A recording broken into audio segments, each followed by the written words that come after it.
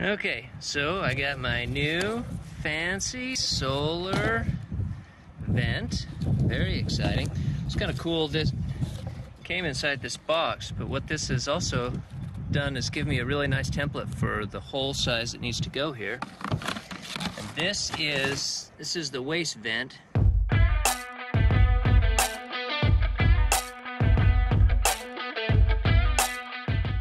That I'm going to pull this out and use this space for this vent. It happens it's in exactly the right spot. So what I did is I held this up here to kind of like, okay, how far can I go, knowing that this thing fit inside there, so it's that box. And then I use this inside circle, and now I can see where I need to cut.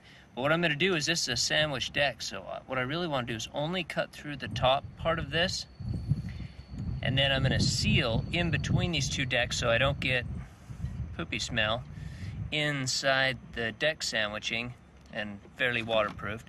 But then I'm going to leave the smaller hole on the bottom, and then that's what the vent port will hook onto underneath. So first thing first, need to get this out in the last 4 inches of disgusting poopy hose, and then that's the complete end of the old. Everything's new from there. Let's try and get under this crusty poopy pipe.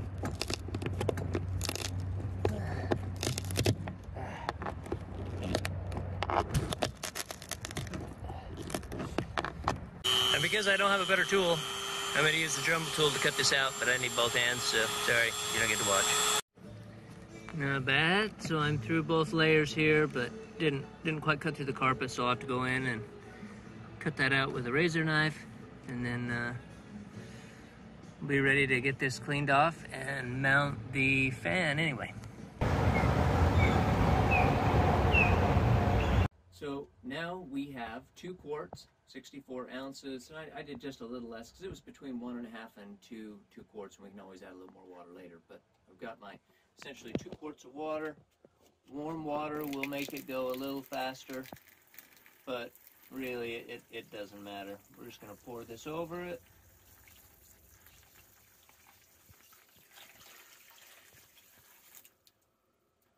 And now we'll let that soak in, and then we'll break it up, and then we will put it in with our enzyme, and then somebody will be ready to test it out. So maybe a chicken dinner tonight or something. Something robust, fruity, with just a after dinner pecan flavor, you know, something real nice. So, thanks.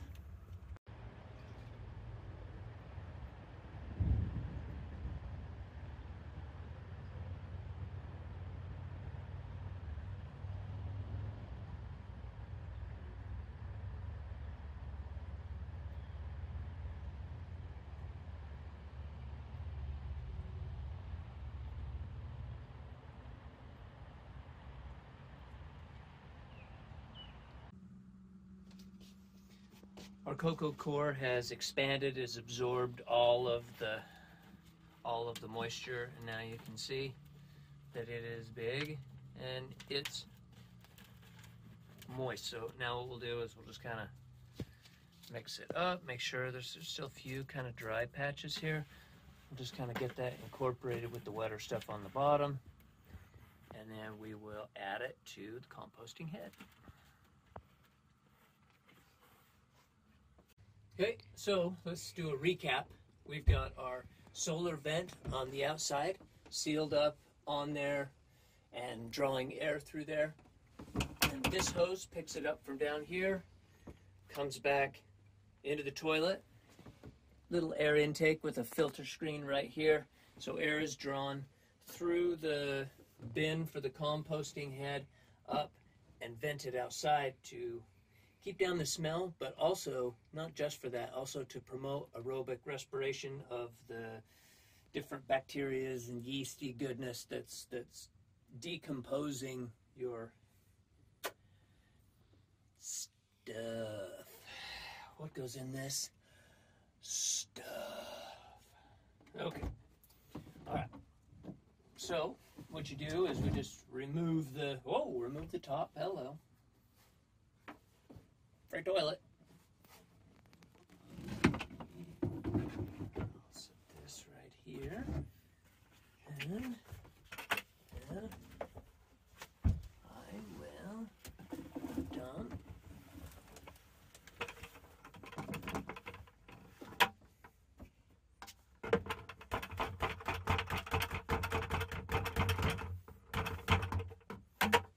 okay. And that is all of the cocoa core inside. And now you can kind of see what happens, what we do when we churn this up, and what will be happening when you put your deposit. Oh yeah, it's like a bank account. When you add money to your poopy bank account, just like that.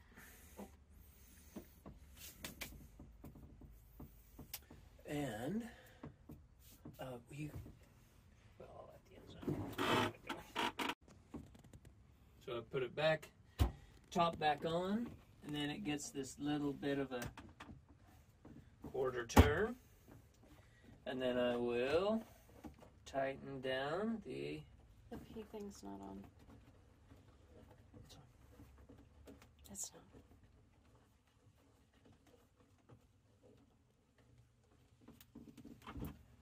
It's on. Get that lip. This is where it goes. That's not the lip. That's just what holds it. Tighten it down, and then the hose came off.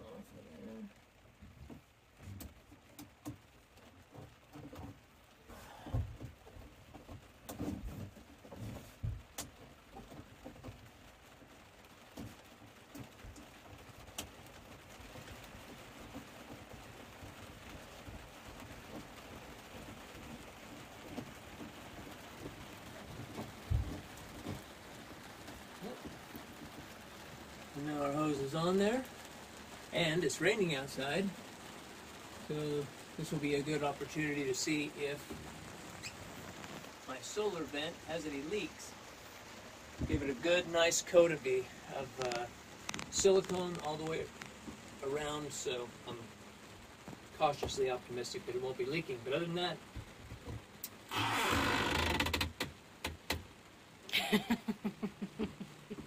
it's ready.